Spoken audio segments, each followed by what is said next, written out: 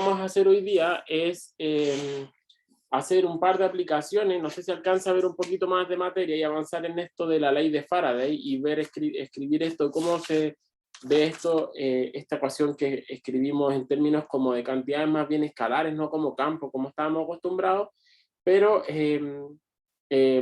vamos viendo cómo se aplica esto en ejemplos como bien concretos. Entonces, lo que para recapitular, lo que nos dice ahora la ecuación de Faraday es que nos dice, cuando yo tengo campos que estoy pensando ahora que son dependientes del tiempo, en particular si tengo un campo magnético que depende del tiempo, pensémoslo así en el caso bien sencillo, si tengo un campo magnético que es de esa forma, entonces existe esta ley de Faraday que me indica, que me dice que debido a ese cambio, que si es que el campo magnético tiene una evolución temporal, entonces lo que me genera es una fuerza electromotriz inducida, entonces, en un circuito, ¿sí?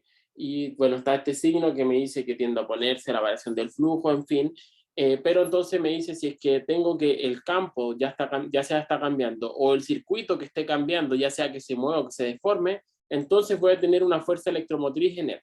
Entonces veamos un ejemplo ahora como más o menos concreto de ese sistema, o sea, como de aplicación de eso. Hay un montón, aquí como les mencioné el otro día, se abren un montón de posibilidades. Yo tengo aquí dos preparados. Entonces, a modo de ejemplo, aquí como ejemplo, voy a hacer un mono solamente, ¿ya? Y les voy a explicar cómo es el mono al final. Entonces, a modo de ejemplo,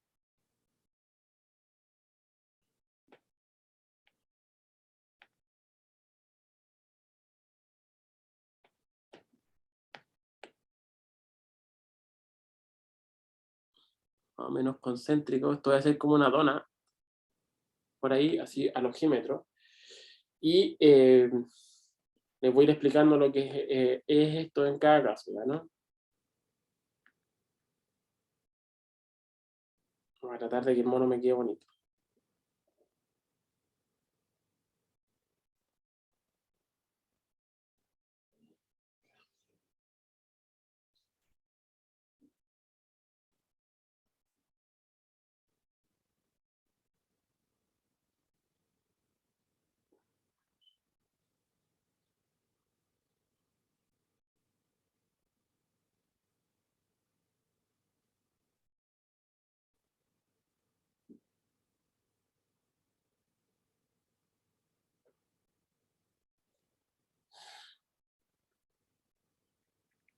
Voy a tener esto, y aquí algo similar por este otro lado.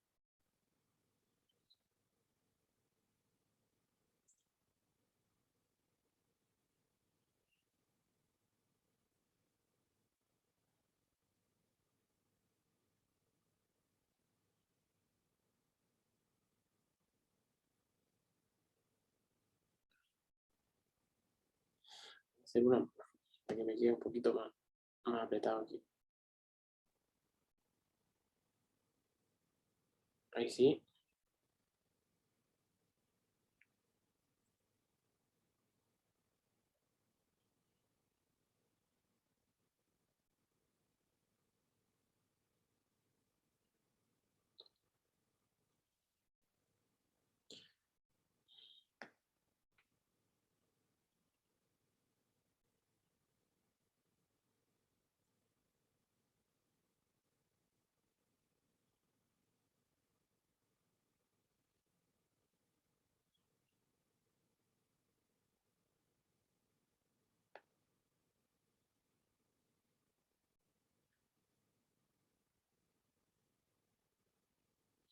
Ya. Entonces, esto es lo siguiente.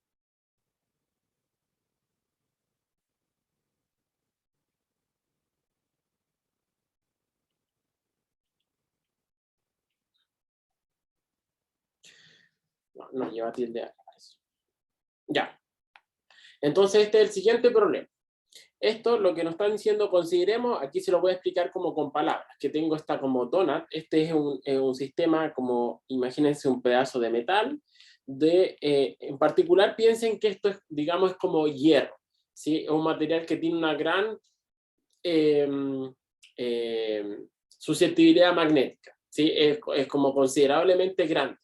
De manera que es como que tengo, ¿se acuerdan cuando vimos el caso del solenoide? Cuando teníamos un circuito que era, digamos, tenía un montón de vueltas así, y lo que vimos que si por aquí circulaba una corriente I, entonces el campo magnético esencialmente al interior de este circuito era constante, y lo calculamos, o sea, lo hicimos más o menos como con las manos, y les di cuánto era el resultado, y acá afuera el campo magnético era cero. Entonces, vamos a considerar algo similar de aquí a aquí. Tengo aquí esta cuestión así como con muchas vueltas, en particular tengo N1 vueltas por el lado izquierdo, N2 vueltas por el lado derecho, y este material es un material que tiene una gran permeabilidad magnética, ¿sí? Y aquí están las partes geométricas. Este es como una donut, es como una donut. Imagínense que tengo un anillo y que lo giro en torno a un eje, entonces genero este como objeto en 3D. ¿Sí? Entonces, y lo que me están diciendo acá en este problema, me dicen, si es que tengo que por este circuito circula una corriente que depende del tiempo, esta es la cuestión, es como clave, digamos que este sería como el input, es el dato que yo conozco esta corriente de entrada, y quiero saber qué es lo que pasa por este otro elemento del circuito, ¿sí? Ojo que aquí lo que está, esto esencialmente es como un transformador, por si acaso. O sea, hay transformadores que tienen, aquí quizá yo lo hice de otra forma, pero esencialmente son estas cosas así, que tienen N1 vueltas por un lado, N2 vueltas por el otro lado, ¿sí? Y esto es un núcleo de hierro, de algún material que tiene las buenas propiedades magnéticas, ¿sí? Aquí lo hice porque por la geometría me servía que fuera es circular, porque se dan ciertas simetrías solamente, ¿sí?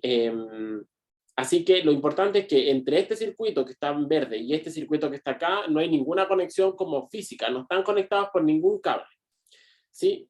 Entonces, ¿qué es lo que quiero resolver ahora con esto? O sea, entender es, veamos qué es lo que está ocurriendo. Si veo que por este circuito está pasando una corriente, digamos que entra así de esta forma, entonces, lo que tengo es que aquí hay un campo magnético asociado, ¿sí?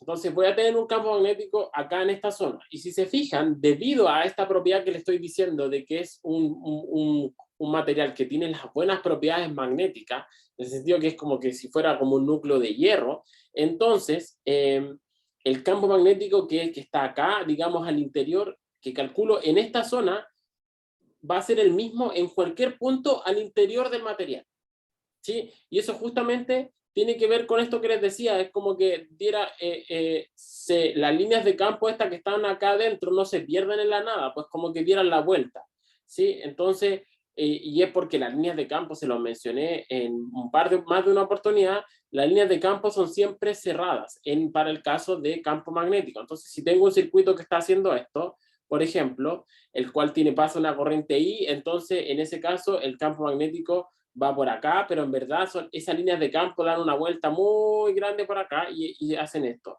Lo mismo con estas otras que están por acá, ¿sí? Entonces, esencialmente, aquí el campo, en esta zona que estoy pintando ahora, el campo magnético es efectivamente cero o muy chiquitito, ¿sí? Aquí, así que aquí adentro hay una gran concentración de líneas de campo que después salen, pero se cierran muy, muy, muy, pero muy lejos. Entonces, aquí en toda esta zona como que está acá, que estoy marcando aquí como imaginaria en toda esta zona, el campo magnético es efectivamente cero, ¿sí? Entonces me voy a aprovechar de eso. Cristóbal pregunta si es que la bobina de la derecha tiene una corriente. Lo que vamos a calcular es que sí, pasa una corriente, pero así como de entrada, no hay un input. Aquí concretamente lo que va a ocurrir es que, así como con las manos, lo que va a ocurrir es que si yo tengo una corriente aquí que cambia en el tiempo, entonces ese me genera un campo magnético.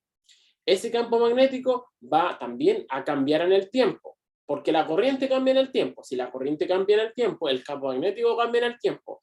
Si ese campo magnético que voy a tener acá, ese B, en verdad es un B de T, entonces el campo magnético que pasa por acá es el mismo, ¿sí? Eso es lo que estoy diciendo, ¿sí? Es el mismo que da como la vuelta, ¿sí? Da como la vuelta así. Entonces, si tengo ahora un campo magnético que en esta zona, así, cambia en el tiempo, lo que voy a tener es que el flujo cambia en el tiempo, y si el flujo cambia en el tiempo, entonces tengo una fuerza electromotriz entre estos puntos A y B. Que eso es justamente lo que me está diciendo la ley de Faraday. ¿Sí? Entonces calculemos estas cosas. Para eso entonces lo primero que tengo que hacer es calcular, digamos, el campo magnético asociado a este circuito grandote que está por acá, o sea, a este circuito que viene por acá. ¿Sí? Entonces, para eso voy como a rehacer el mono. Lamentablemente voy a tener que hacer como desde cero esta cuestión. Entonces, lo voy a hacer así, lo voy a hacer un poquito más chico, que como lo que tenía antes. Entonces, por ahí. Y voy a hacer mi sistema de referencia. Entonces, como siempre, como ustedes pueden suponer, va a ser más o menos así. Sí, al ojo por ahí. Así, al ojímetro es como por ahí. Entonces, eso va a ser mi eje X, eso va a ser mi eje Y. Y lo que voy a tener, me voy a dar dos trayectorias distintas. ¿Sí?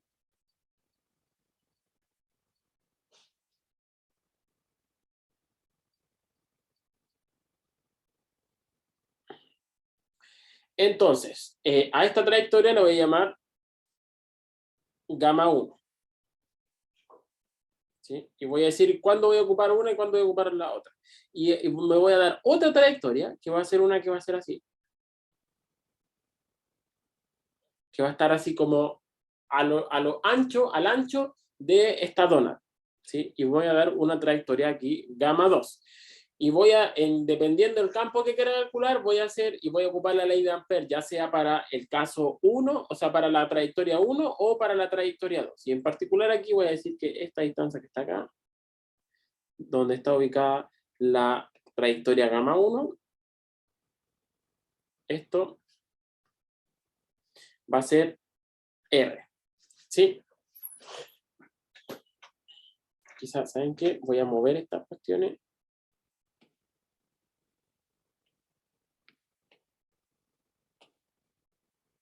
Y lo voy a hacer aquí. ¿Sí? Así escribo todo y no tengo que recuperar las cuestiones. Ya, entonces, por la geometría del problema y por cosas que ya discutimos anteriormente, esencialmente por el tema de la ley de Ampère, por la geometría entonces del problema, entonces, ¿cuál es la dirección del campo magnético? Aquí, como voy a tratar con materiales concretamente, entonces mejor siempre tratar con la ley de Ampère generalizada, y por lo tanto voy a hablar del campo H. Entonces, ¿en qué dirección va el campo H? El campo H, como les dije yo, aquí, dado que tengo el enrollado en esta dirección, fíjense en qué sentido va el enrollado. El enrollado va como así, va creciendo como hacia abajo, ¿cierto? Entonces, debido a que esto va en esta dirección, como estoy mostrando ahora, como traté de hacer el dibujo, entonces el campo magnético lo voy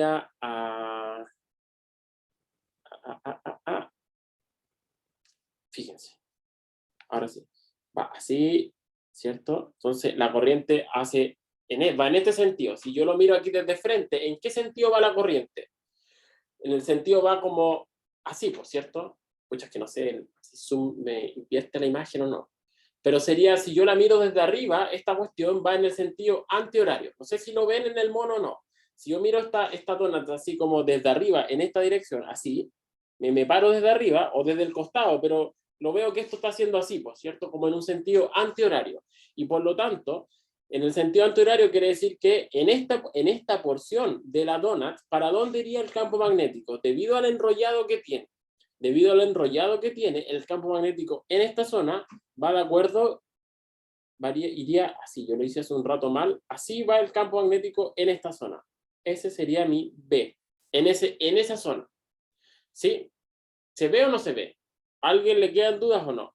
Fíjense que tiene que ver en el sentido en que hago el enrollado. Si el enrollado lo hago así o lo hago así, en este otro sentido.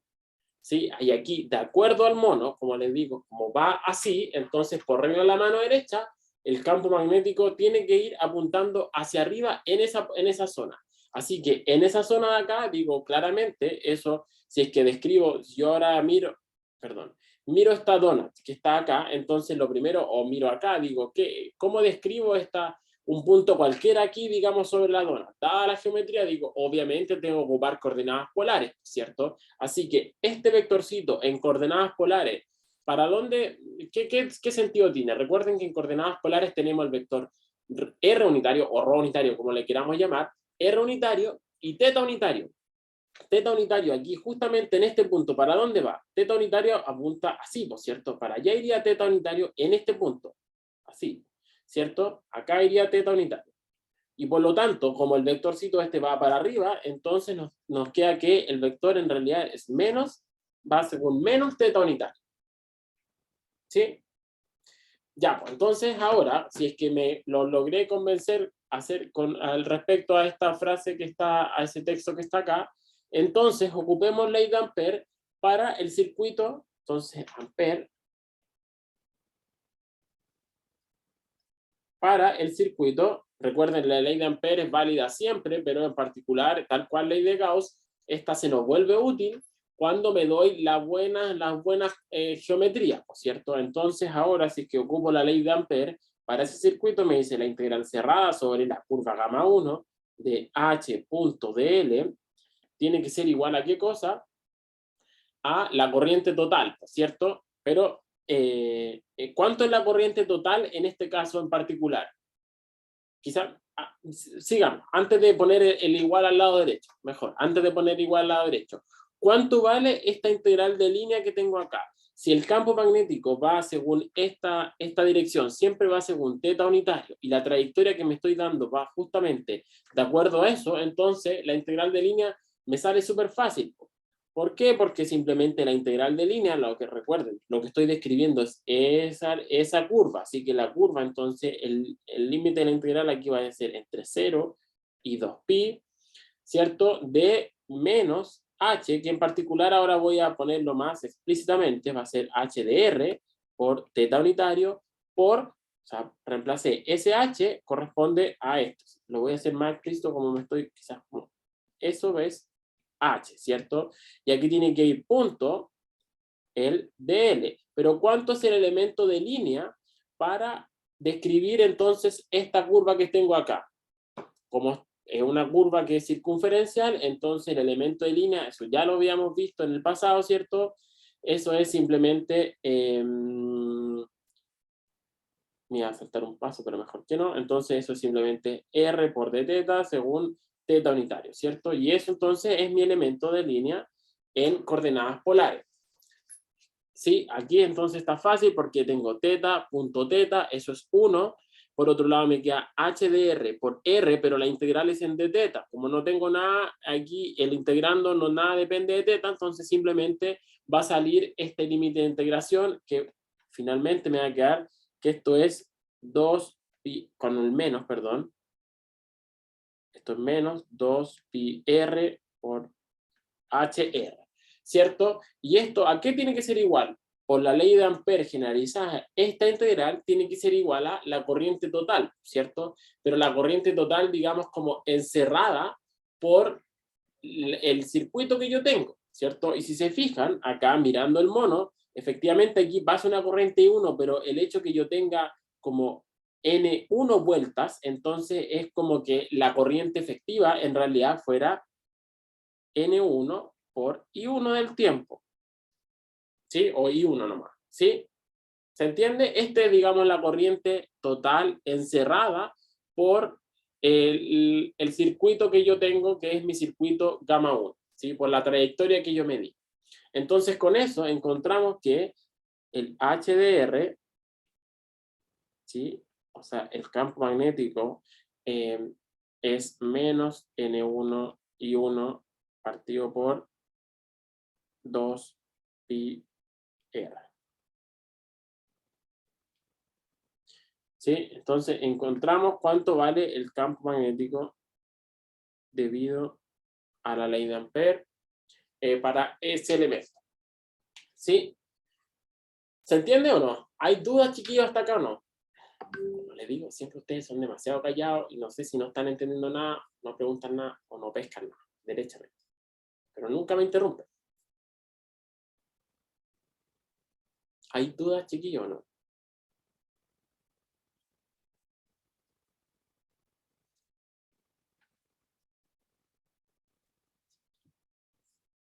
Profe, Falta el teta, o sea, sí y no, po. El que aquí puse el módulo solamente. Esto que está acá es solo el módulo. No lo estoy poniendo como vector. ¿A eso te refieres o no? Sí, pues por eso no puse, porque puse lo que acabo de calcular acá es eso. ¿Sí? Entonces, la integración la hice al tiro por si acaso por S de teta, como no había nada aquí que se dependiera de teta, en todas estas partes nada depende de teta, entonces por eso sale ese 2pi que está acá. ¿Sí? ¿Por qué es solo una línea? No te entiendo, Sebastián. ¿A qué te refieres? ¿Qué cosa es solo una línea? profe, Sí, dígame. si en vez de que dieran vuelta por el lado, donde está N1, estuviera arriba y abajo, ¿cómo lo veríamos para verla? ¿Sería igual? Pero Sí, es exactamente lo mismo. Tú dices como que si en vez de estar enrollado por acá, está enrollado como por así, ¿cierto? exactamente, sí. Sí, es exactamente lo mismo. No hay ningún problema con eso. O sea, es lo mismo, porque en ese caso, si es que está enrollado así, entonces el campo magnético iría de acuerdo a perdón. Si va así, entonces, perdón, ahora sí. Si va así, entonces iría de acuerdo, para allá iría el campo magnético en esta parte. Y nuevamente, eso, en este punto que está acá, teta unitario, bueno, aquí sería justamente, según si es que el campo magnético va para allá, y yo digo, ¿para dónde va el vector unitario aquí? Así va teta unitario. Así que nuevamente se cumple esta relación que está aquí. ¿Sí? Así que da lo mismo. De hecho, tú siempre puedes rotar y mirar como por donde quieras. ¿Sí? Como que mejor siempre darle...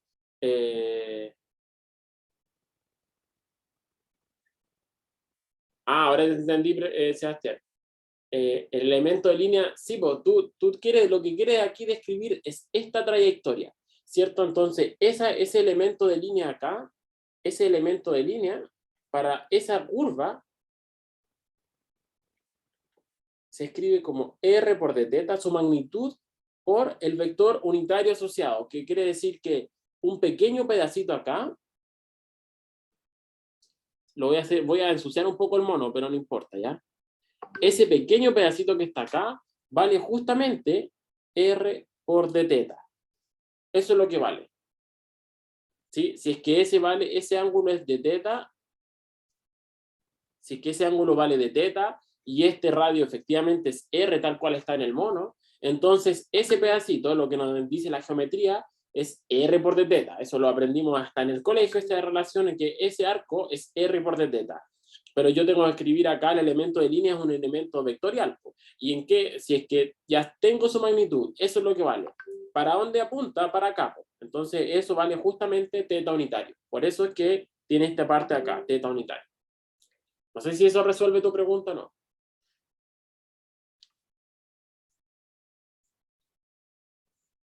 ¿No? ¿Sí? ¿Sí? Ya, bacán. Ya, pues entonces un comentario acerca de esto es que lo que nos está diciendo en primera instancia es que el campo magnético efectivamente depende de la posición R donde yo estoy mirando. O sea, si es que mi sistema de referencia estaba acá en el centro, obviamente, entonces el campo magnético no es lo mismo que acá, acá, acá, acá, acá. ¿Por qué? Porque tiene distintos radios. Pues entonces ese punto del radio como interior A no tiene el mismo valor del campo magnético porque el R es distinto que el punto que está acá, ¿cierto? Porque depende de la distancia. Y está bien, pues eso lo sabemos. Pero entonces aquí a mí me gustaría, como así decirlo, como simplificar un poco las cuestiones y decir, ya, ¿cuánto vale un valor promedio acá en esta zona? Ya vi que aquí efectivamente, mientras más cerca, ¿qué me dice esto? Mientras más cerca estoy del centro, es más grande. Entonces, si hiciera la línea de campo, sería como así. Las líneas de campo aquí del borde son más chiquititas que las líneas de campo o sea, del borde exterior son más chicas que la del borde interior. Pero entonces una cosa que puedo hacer para obtener así como asignarle un valor es decir cuánto vale el valor promedio. El valor promedio en esa sección. Entonces el valor promedio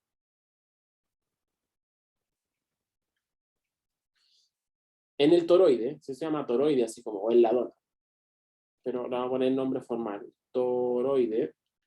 ¿Cuánto es?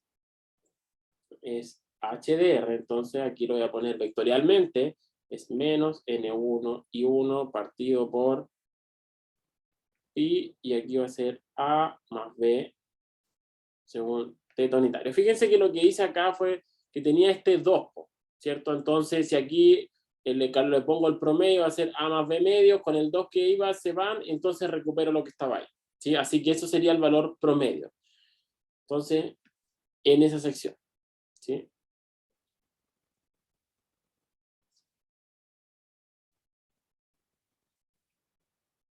¿Ya?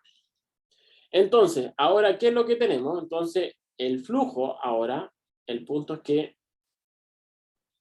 como les mencionaba hace un rato, ¿qué es lo que tengo?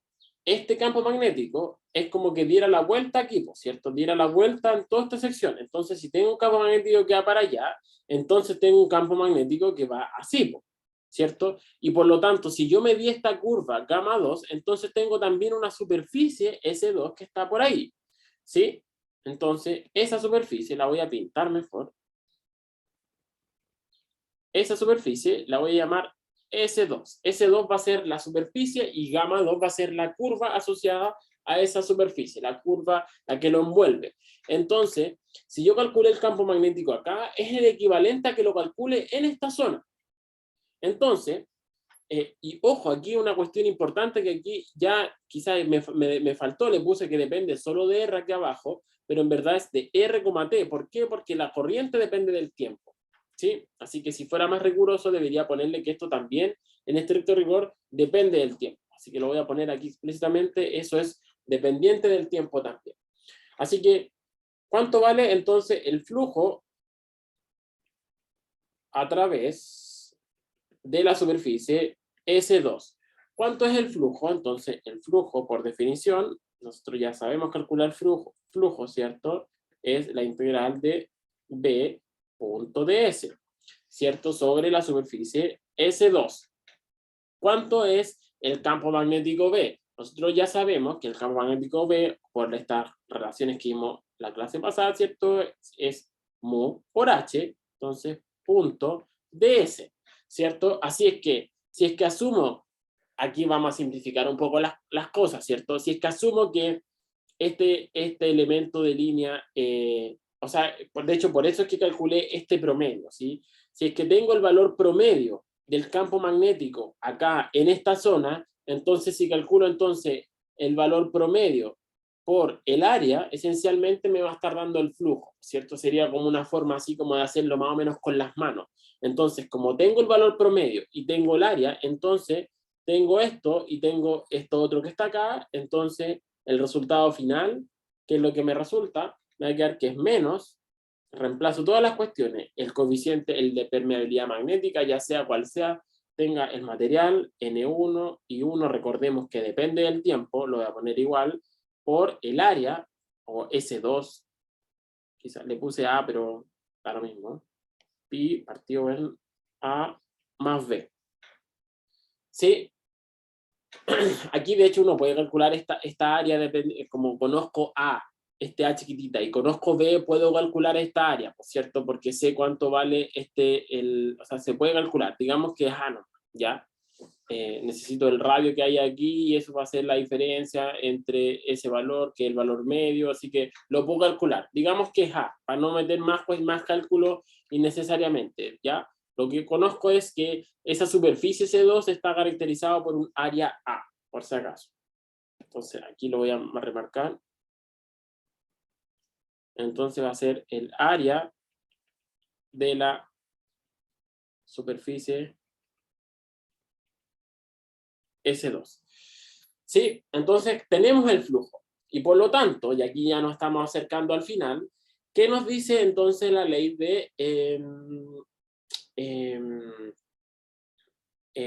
antes que eso. Entonces, ¿cuánto va a ser entonces la FEM inducida? Entonces, para ir en orden como lo tengo acá y no desordenarme yo mismo. Entonces, la FEM inducida total la FEM total inducida,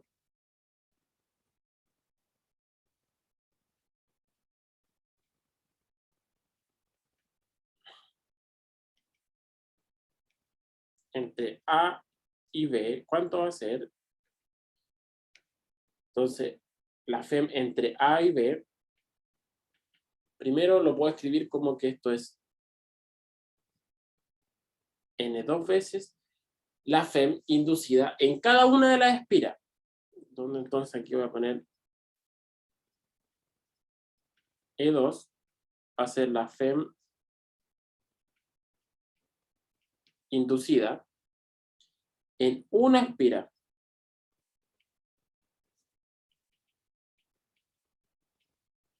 ¿Sí? Entonces, si tengo que E2 o epsilon 2 es la FEM inducida en una espira, entonces la FEM total es N dos veces, o el número de espiras que tenga, por la FEM en cada una de ellas. ¿Sí? Eso no es tan, o sea, es como más o menos obvio, ¿cierto? Si tengo en un tramo de la curva, entonces tengo una FEM, o el otro, obviamente va a ser la suma de esas cosas, y si tengo N dos veces, eso entonces me va a quedar N2 por eso que está ahí. ¿Sí? Entonces ahora sí que por último, ¿qué me dice la ley de Faraday? Faraday entonces, ¿qué me dice? Me dice que la FEM inducida en una espira es justamente menos de phi a de t, ¿cierto? Así que, ¿cuánto es esto? Fíjense que, y ya conozco phi, porque lo tengo acá. Este era el phi. Lo voy a encerrar, que lo vea. ¿Sí? Entonces simplemente tengo que hacer la derivada de eso, y si se fijan, aquí todo esto es constante, constante, constante, constante, puras constantes, salvo que lo único que depende del tiempo es la corriente. Así que, ¿cuánto me queda? La FEM inducida en una de ellas va a ser mu por N1 por A partido por pi A más B por Ti1 A de T. Y por lo tanto, la FEM total en la segunda espira va a ser mu por N1 N2 por A partido por pi A más B por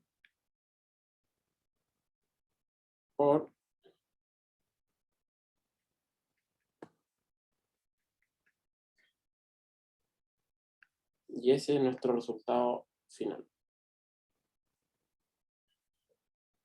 Entonces, con esto terminamos. Para que entonces esto sea distinto de cero, entonces, o dicho de otra forma, si la derivada es distinto de cero, entonces la FEM inducida es distinto de cero. ¿Sí? Y otra cosa que observar también, una observación, es que nos demos que además la FEM inducida total es justamente, y eso es muy bonito, y eso lo vamos a ver en la próxima clase seguramente, es proporcional al cambio, a la derivada en la corriente.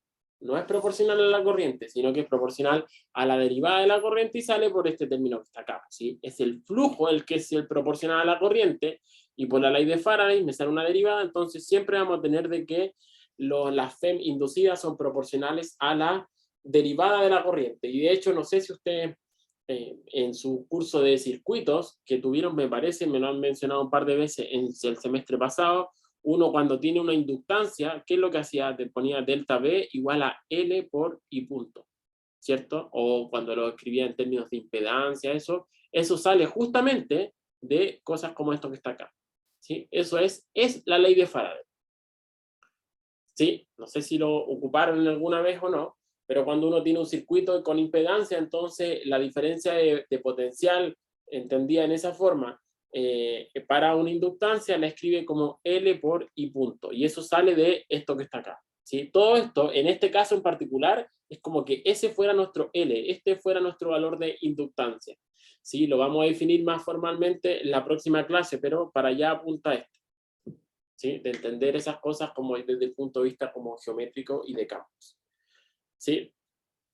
¿Hay alguna pregunta hasta acá o no? Esto, chiquillos, por si acaso, no era la única forma de verlo, porque yo sí tengo el flujo, este era el flujo sobre una espira, el flujo total, obviamente como tengo N2 superficies, cada superficie tiene una superficie A, entonces era como decir, mi flujo total es simplemente N2 veces este flujo que está acá. ¿Por qué? Porque tengo N2 áreas que están de esta forma. Así que o lo veo o lo veo así, ¿cierto? Como que es la suma de la FEM, o lo veo como un flujo total. Esto sería el flujo sobre una vuelta de la espira. Sobre N2 espiras, entonces simplemente me salía un N2. Y después, entonces, llegaba rápidamente o sea, de la página anterior, llegaba a esto que está acá. Así que eran dos formas de verlo. Lo importante es que encontramos la FEM inducida. Así que lo bonito y maravilloso para recapitular es que encontramos que si esta corriente depende del tiempo, entonces el campo magnético depende del tiempo,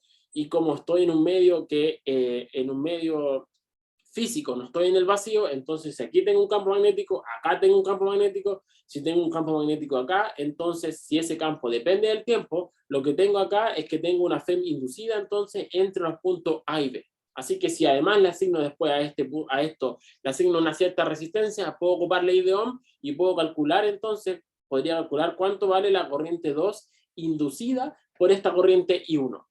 Eso es lo maravilloso, que tengo corrientes que me inducen corrientes. ¿Sí?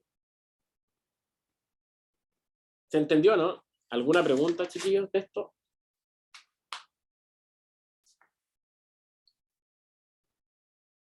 ¿Alguna pregunta? Profe, Sí, dígame. la corriente I2, entonces es como una forma de oponerse como el cambio. Sí, efectivamente, como lo que nos dice la ley de Faraday y en particular el signo menos, es como que se opone a este signo menos que está acá, se opone a cambios en el flujo. Lo que me dice esto que, ya, como dije, recapitulando, esta corriente dependiendo del tiempo me genera un campo magnético que depende del tiempo. Este campo entonces me depende del tiempo, que es el mismo campo que está acá, dependiente del tiempo. Si es que aquí cambia el campo, entonces cambia el flujo. Recuerden, el flujo se define como B.ds, ¿cierto? Así que si es que el B cambia en el tiempo, el flujo cambia en el tiempo. Y lo que nos dice la ley de Faraday, nos dice que la FEM inducida siempre se opone a los cambios en el flujo. Así que si es que el flujo, ahí va a depender de la dependencia temporal, de cuál es la forma como funcional concretamente de esta corriente. Pero si es que tengo en la zona, entonces cuando en los intervalos de tiempo, ¿qué quiero decir? Que en la práctica, ¿qué es lo que voy a tener? Voy a mover esto un poquito para acá, para darme más espacio. En la práctica lo que voy a tener yo va a ser algo así. Voy a tener tiempo y aquí voy a tener corriente I1 de t. Y esto podría ser, por ejemplo, va a ser una sinusoidal, ¿cierto? Entonces voy a tener zonas donde la corriente entonces tiene pendiente positiva. En ese caso, esta derivada es mayor que cero y en esa zona es positiva, pero voy a tener otras partes del ciclo donde esa pendiente, en toda esa parte de aquí hasta acá, la pendiente es negativa. Así que eso es negativo y por lo tanto la FEM va cambiando de signo, ¿sí? Entonces, dependiendo del signo de la derivada de la cuestión, es que voy a tener flujos crecientes o decrecientes y en base a eso va a ser el signo de la FEM. Así que la corriente I2 que yo tenga acá también va a ir como con el signo, por así decirlo, cambiado, que con respecto a esta I1. Van a ir como en desfase, si ustedes quieren. ¿Sí?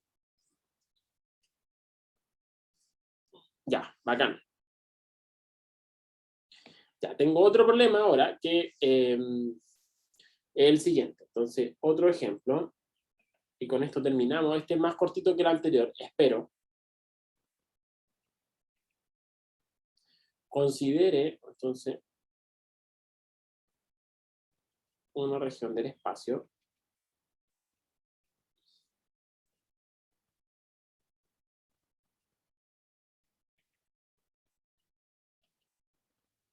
donde B es B sub 0 según I unitaria. Y se tiene además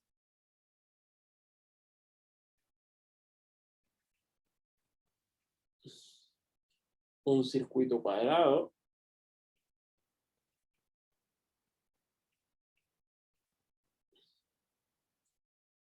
que gira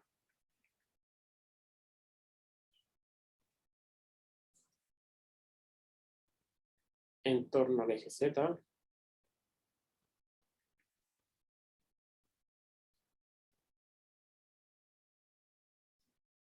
con velocidad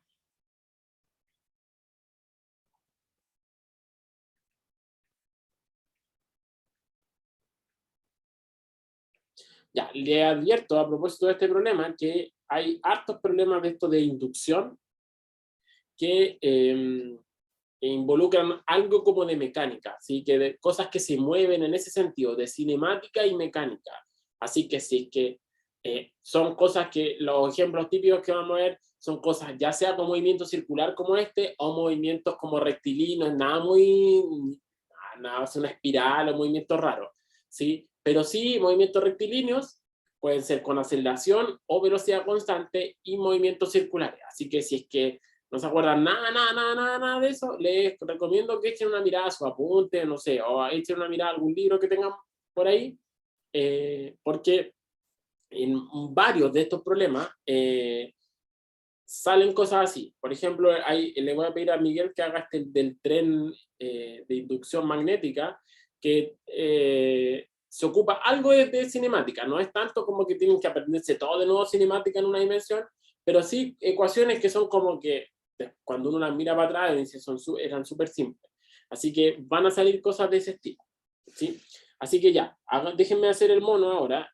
Voy a hacer mi mayor esfuerzo para hacer el mono. A ver, denme un segundo, es que si puedo hacer, denme un segundo, ¿ya?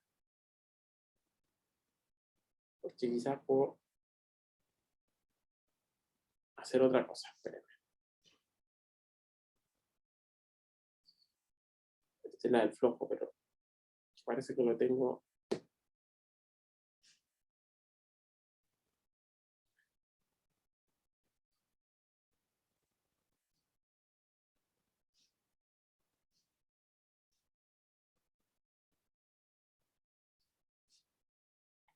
Efectivamente.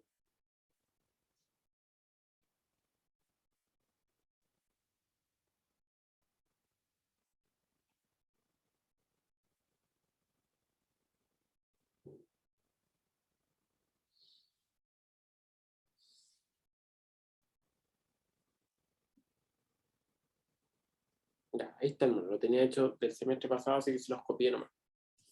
Voy a empezar a compartir de nuevo para no. Ya, ahí está. Entonces, les explico el mono. Lo que nos están diciendo es que tengo un circuito cuadrado. Este circuito que está acá, lo hice así en 3 dimensiones. En verdad lo hice rectangular, así que aquí debería ser rectangular. Ya, lo voy a borrar mejor y voy a poner rectangular. Dado que lo hice así, rectangular, que gira en torno al eje Z con velocidad angular omega. Así que lo que nos están diciendo es que tengo este circuito que está acá, rectangular, y el cual está girando en ese sentido como se muestra en la figura.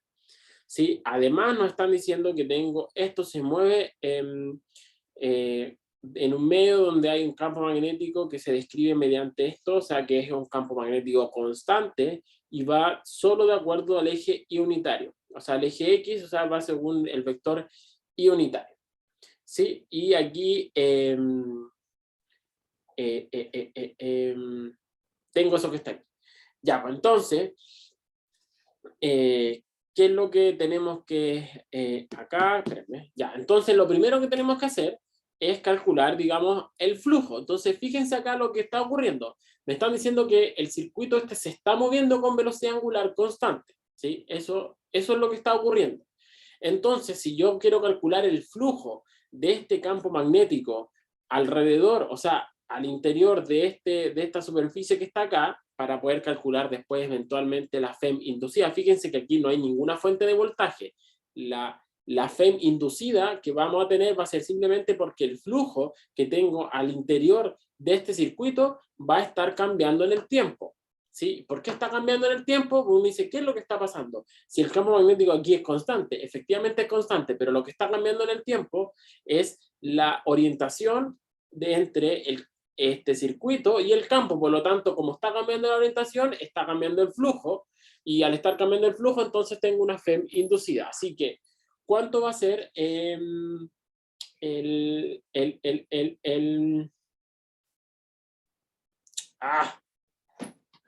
flujo? Entonces, si quiero calcular el flujo, entonces, ¿cuánto nos queda el flujo? Entonces, el flujo, ¿cuánto nos queda? Si notamos acá lo siguiente, entonces, el flujo, efectivamente, al ser el campo magnético constante, entonces el flujo aquí, que uno dice, esto es, por definición, es V.ds, pero en este caso el campo magnético es una constante, así que no depende ni del tiempo ni de la posición, porque aquí solamente tiene esa forma, así que va a ser V.s en estricto rigor, ¿cierto? Donde S es mi elemento de área. Si lo puedo escribir así, ¿cierto? O por área, como quiera escribirlo. Aquí lo tenía como S nomás. Entonces, ¿qué es lo que es esto? Esto en general, cuando yo tengo, va a ser el módulo de B por el módulo de S, que eso es fácil, ¿cierto? Por el coseno, digamos, del ángulo, lo voy a poner psi, que hay entre el campo magnético y la normal a este circuito, ¿cierto? Entonces, vamos por parte. ¿Cuánto es el módulo del campo magnético? Eso es fácil. Es simplemente P sub 0. ¿Cuánto es el módulo de esta área? ¿Cierto? Ya tengo este que es P sub 0. ¿Cuánto es el módulo de esta área? Es el área del circuito, ¿por cierto? Que es el área encerrada aquí por esta curvita que está acá. Y el área, eso es lado por lado, o sea, A por B. Y por último, ¿cuánto es el coseno de psi? Pero primero entendamos, ¿qué es el ángulo psi? El ángulo psi, o psi, se escribe así, psi, es el ángulo que forma el campo magnético B con el área S. Pero ¿qué cosa es la que define el área? Es el vector normal, ¿cierto? Entonces, pensemos, ¿cuánto sería en este caso? Por ejemplo, si θ es el ángulo, perdón, si θ es el ángulo que como siempre nosotros ocupamos, es el ángulo que me describe, en este caso, por ejemplo, ese lado del circuito, con respecto al eje X, el ángulo θ trivial, o sea, el clásico de coordenadas polares, entonces, ¿cuánto vale este ángulo que está acá? Uno dice, fácil, por cierto, el ángulo que está acá, lo voy a escribir aquí en negro, el ángulo que está aquí, entonces, va a ser 90 menos θ, ¿cierto? O sea, en la notación, recuerden que siempre tenemos que trabajar en coordenadas, o sea, en radianes, entonces va a ser pi medios menos θ, ¿cierto? O 90 menos θ. Y por lo tanto, puedo ver que justamente, o sea, primero, ¿se entiende esto, no? La primera cuestión es que se entienda esto, ¿cierto? Si es que llamo θ al ángulo que se forma entre el eje X y el lado B que está ahí, entonces lo que me falta es el ángulo psi. Entonces de aquí puedo ver de que cuando... ya, pues. Y aquí entonces justamente lo que tengo es que sí es precisamente el ángulo, este ángulo que está acá, es precisamente el ángulo que hay entre el vector B, o que es lo mismo que decir el vector I unitario, y el vector normal a esta superficie. ¿Sí? No sé si se ve o no se ve. ¿Sí? ¿Cuánto es el vector normal a esta superficie? El vector normal a esta superficie es el vector θ unitario, ¿cierto? Porque es el vector, si ese es ρ unitario, entonces eso es θ unitario, y eso es justamente perpendicular a la superficie tal cual es lo que se ve acá. O dicho de otra forma, si ese es el ángulo θ, entonces este pedacito chico que está acá, se me quedó muy feo.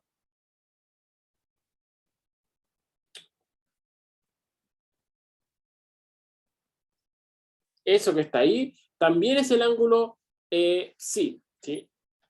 Ese psi y ese es el ángulo psi, ¿cierto? Entonces, dado que para allá iría el y unitario, así que el ángulo que hay entre el vector y unitario, que es ese que está ahí, recuerden que el y unitario es paralelo al eje X, así que en mi mono como está en 3D, el eje X va para allá, entonces el y unitario va de acuerdo a esa dirección, ¿cierto? Ese sería el vector y unitario. Así que el ángulo que hay entre el vector y unitario y teta unitario, que recuerden, teta unitario es el ángulo, el vector que me describe esta superficie S, entonces sí. Y dado que sí es coseno de 90 menos teta, entonces ¿cuánto es el coseno de 90 menos teta? Es menos seno de teta, ¿cierto? Entonces me queda aquí menos seno de teta. ¿Sí? Si hay alguna duda, me dice. Espero haberlo explicado lo mejor posible en este monito en 3D.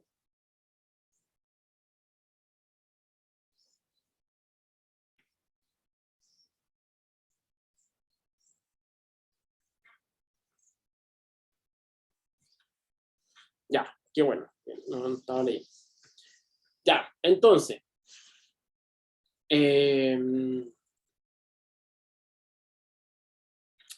Dicho, otra forma de ver eso, chiquillo, que no tenía acá, es de que ver que I por teta unitario es menos seno de teta.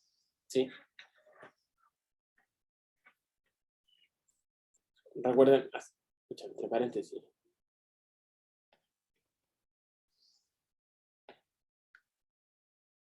Teta unitario creo que es coseno de teta unitario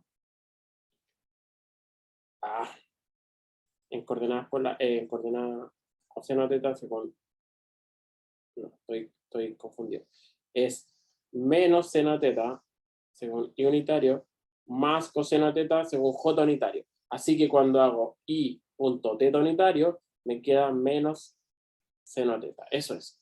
¿Sí? Era otra forma de verlo, lo anterior, todo lo anterior que acabo de decir es lo mismo que yo diga eso. ¿Sí? O sea que I punto teta es justamente menos seno de teta, que entonces lo que ocupé en esta parte que está acá.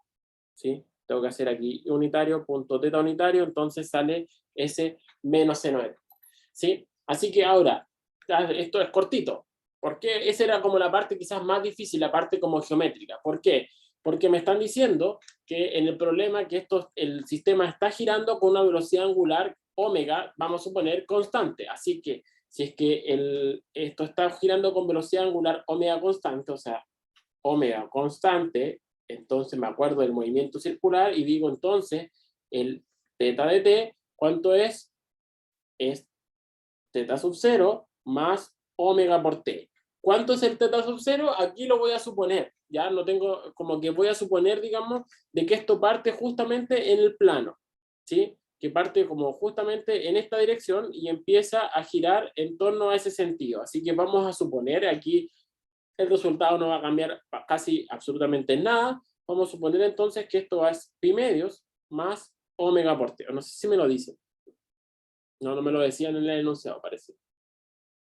Ah, sí, pues, que yo no lo escribí. Pero me dicen, supongo que la espira parte inicialmente en este ángulo y después empieza a girar.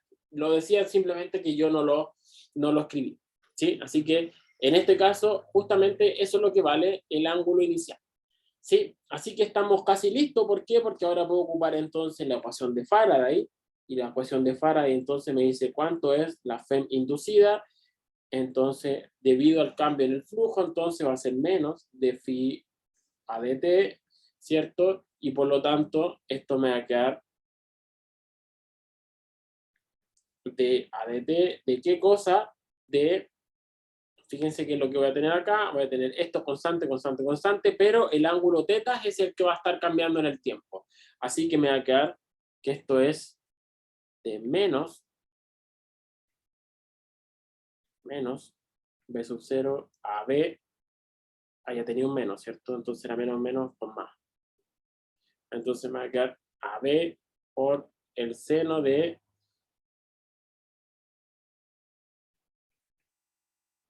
pi medios más omega t, ¿cierto? ¿Y cuánto es la derivada del seno? Es coseno, por regla de la cadena, ustedes ya están grandes, ¿cierto? La derivada de esto es la derivada de lo de adentro por la derivada de lo de afuera, sale un omega, ¿cierto? Entonces finalmente obtengo que, más bonito, entonces finalmente tengo que la FEM inducida es B sub 0 por omega por AB por coseno de omega t más pi medios.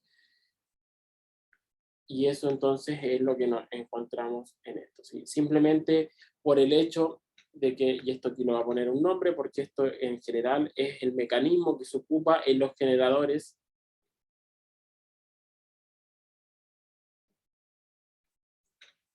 de corriente alterna. ¿Sí?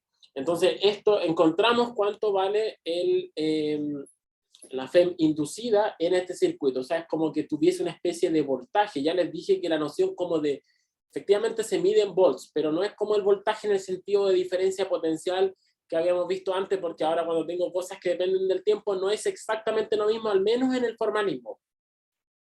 Pero tengo entonces una FEM inducida, entonces en este circuito, simplemente por el hecho de que está girando esta espira y está girando en presencia de un campo magnético. Como está girando en presencia de un campo magnético, el flujo depende del tiempo. Como el flujo depende del tiempo, entonces tengo que esta derivada es distinto de cero y tengo entonces cómo cambia en el tiempo. Y aquí puedo ver entonces que cambia de una manera sinusoidal, ¿cierto? Depende de esta fase. De hecho, esto es, creo que es coseno de omega t más pi medio. Pues hay que hacer la cosa de la suma, pero creo que esto es como seno de omega t, creo. Quizás se puede hacer la simplificación de eso, estoy seguro. ¿Sí? Pero así es como justamente funcionan, así como en principio los generadores de corriente alterna. Tienen una espira que está girando en presencia de un campo magnético, o sea, hay un imán que genera un campo magnético constante, y entonces de esa forma puedo tener un generador de corriente alterna. Otras cosas que podría preguntarles yo a ustedes, pero que aquí ya salen de manera muy fácil, es que les pregunto, si es que ustedes saben que la resistencia vale R, si ustedes les digo la resistencia son R ohms, ¿sí? Entonces, ¿cuánto vale la corriente inducida en este circuito? Fácil, porque ahí simplemente, como ya conocen la FEM, entonces ocupan como ley de Ohm, o sea, FEM igual a corriente por resistencia, o sea, si esencialmente hacen esto, es corriente por resistencia, entonces tiran dividiendo esto para acá y despejan la corriente y les van a encontrar que efectivamente la corriente que fluye a través de esta espiral rectangular depende del tiempo de esta forma que está acá. ¿Sí? O sea, esencialmente esto dividido por R es la corriente inducida. ¿Sí? Como les decía, hay otros problemas que mañana los van a conocer con Miguel, que es este tren electromagnético, ¿cierto? Que tengo esta parte que se puede mover. Existe otro que es una espira circular que cae en un campo magnético y veo que se frena y puedo ver cuánto es la velocidad del frenado. En fin, hay un montón de cosas que se pueden hacer ahora, como mezclando un poquito de cinemática con estas cosas de inducción magnética. ¿Sí? ¿Hay alguna pregunta, chiquillos, o no? ¿Se entendieron los problemas o no? Eran problemas difíciles igual, por eso es que se los hice, es difíciles como sobre todo para ver por primera vez, donde se ocupan cosas de cinemática, así que es normal que haya sido como medio complicado un poco de agarrar. Pero es mejor que le haga estos problemas, que los vean ahora y que los vean en una prueba. Así como de golpe. La próxima clase vamos a ver, déjenme ver cómo lo hago.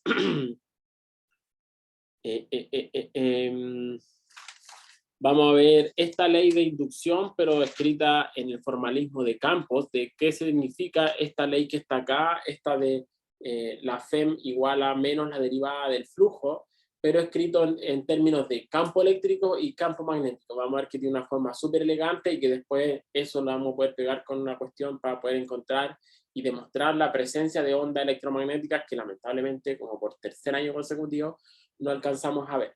¿Sí? pero sí les puedo contar así como rapidito cómo se deduce un poco la ecuación de onda electromagnética, o sea, la presencia que se puede demostrar efectivamente la existencia de onda electromagnética a partir de las ecuaciones con las que ya contamos. O sea, hay que modificar una nomás, pero no sé si hasta dónde alcance, pero vamos a hacer todo lo posible. ¿Sí? ¿Alguna duda, chiquillo, no?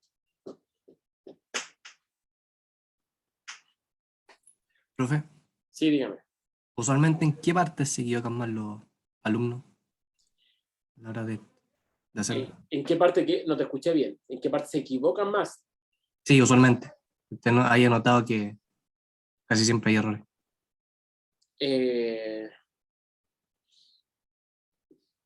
¿Tú dices en esta última parte de la materia, dices tú? ¿O no? ¿O en general? También en general, pero por lo que estamos viendo ahora.